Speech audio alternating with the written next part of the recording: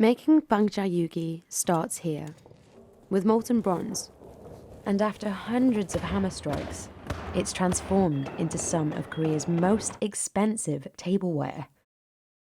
Artisans work with fires over 1,300 degrees Celsius, carefully reheating the metal between rounds of hammering. Too hot and it will melt. Too cold and it'll shatter. No molds are used in this process, only skill and an experienced eye. When it's done, this rice pot can sell locally for over $350. So what makes Bangjja yugi so labour-intensive? And is that why it's so expensive? Bangjja yugi refers to Korean hand-forged bronzeware. It can take many forms, from pots to gongs. While Bangjja yugi production has largely been modernised, Lee Bangjja is one of few yugi masters who continue to produce certain pieces using traditional methods. Bangjja, who is 96, has been making traditional Korean bronzeware for over 70 years. 저는 제가 선택해서 한 거 아니고 저거 그냥 지나는 팔자가. In 1983, the South Korean government declared him a living national treasure. A single spoon, fully handcrafted by Bangjja's team, costs $70. A set of 7 bowls costs over $1,800. Bangjja starts off by measuring the ingredients. The perfect bronze alloy for Bangjja yugi is in the details, an exact ratio of 78% copper and 22% tin. The metals are heated to over 1,300 degrees Celsius in order to melt and boil. Although the alloy will melt at a lower temperature, Bangjja says that heating it to 1,300 degrees ensures it can stretch without cracking once cooled.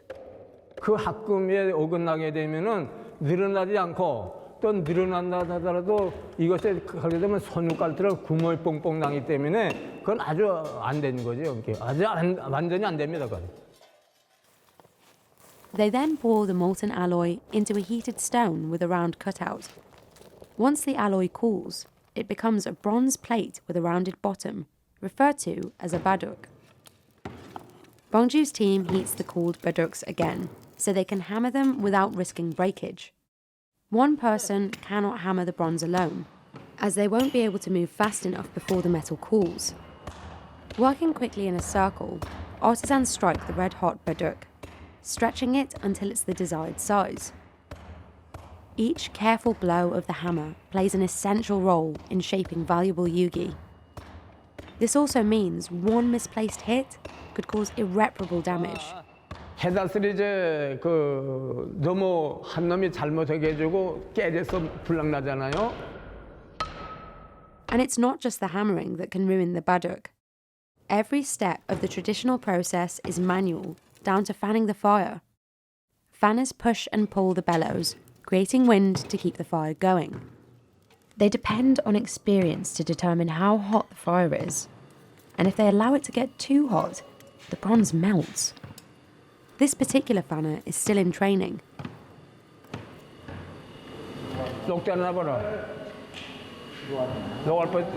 녹았네. 근데 요거는 지금 해는 과정에서 불무하는 사람이 잘못하게 해주고 너무 과열돼서 거기 녹아내리면 불나해요. Any defects and the bronze can't be sold. It has to be taken out of circulation, remelted, and processed all over again. After another round of hammering, Bangjja cuts the baduk into a circle to the desired diameter. 이게 원대장의 숙련된 원대장 일이야. 그 사람이 이걸 얼마나 몇 센치에 갖다게 되면 원대장 그 자가 필요 없어요. The baduk is then heated back up to working temperature, and the artisans begin another cycle of carefully hammering and shaping.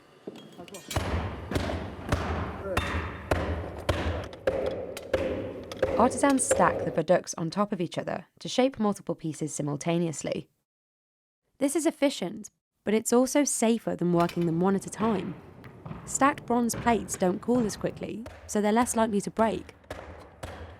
And broken metal doesn't just ruin the product, it can also be dangerous. 또 제 한쪽에 눈을 본래 좋았는데 1983년도에 일하다스리 그 파편이 뛰어가게 해주고 눈을 하나 제거했어요. 이게 가장 큰 사고고 그 외에는 뭐 그냥 서로 그 원칙적 것만 지키게 되면은 위험한 건 별로 없고. Still, only a month later, Bangjja went back to work. Once the pot takes form, Bangjja can separate the layers, revealing multiple roughly shaped pots. His team then refines their shapes individually.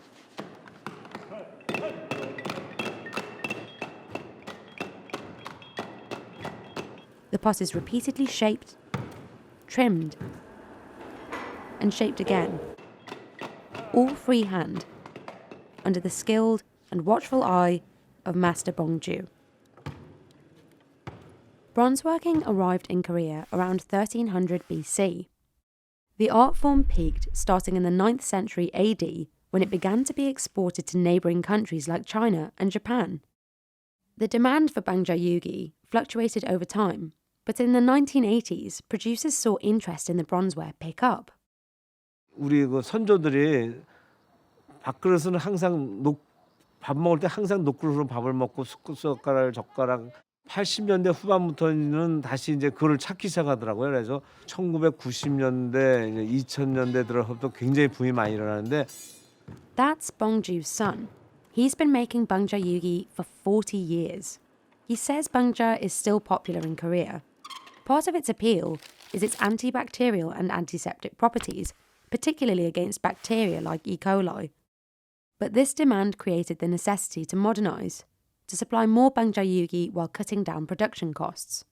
근데 그럼에도 불구하고 그 유기의 그 전통미를 찾으려면 그 좀 약간 투박하고 그 투박함을 하려면 이제 그 우리들이 이제 만들다 보면 망시자국이 나오고 이제 그런 걸 또 좋아하시는 분들이 있어요. 이제 그런 분들은 손맛을 좋아하니까 그런 분들은 또 이제 저를 찾는 거고. Back at the workshop, Bangjja's team is almost done making a rice pot. Once the pot is in its near final shape, they quench it by dunking it in water.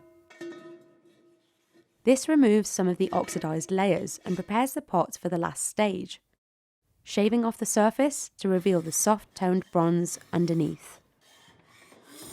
아까 보셨던 사람이 발로 돌려주면서 깐 걸 가지려고, 우리 영어로 가지려고 합니다. 껍데기 벗겨버리는 거. 아마 지금도 아마 5년 내지 10년, 20년 되지 않고 가질 때는 변화를 못 올라가요. Due to the high demand for quality Bangjja and the need to sustain his business, Bangjja too has mechanized some of the process. Even then, it requires highly skilled labour, as many stages are still performed by hand. But for Bangjja, it's not about how much Bangjja yugi he can make, or how much he can sell it for. 기초적인 것, 전통적인 기법을 보존하려면 안 되는 그 가치를 우리가 다시 또 느끼게 됩니다. 가업으로 대대손손이 이걸 해나갈 방침을 세우고 있습니다. 또 원대장이 대략 꿈도 못 꾸고 살았었는데 보통 사감 팔자라고 그러잖아요. 어떻게 내 인생이 살아온 게 방자 유기만 할 수 있게끔 그게 살아왔는데 중간에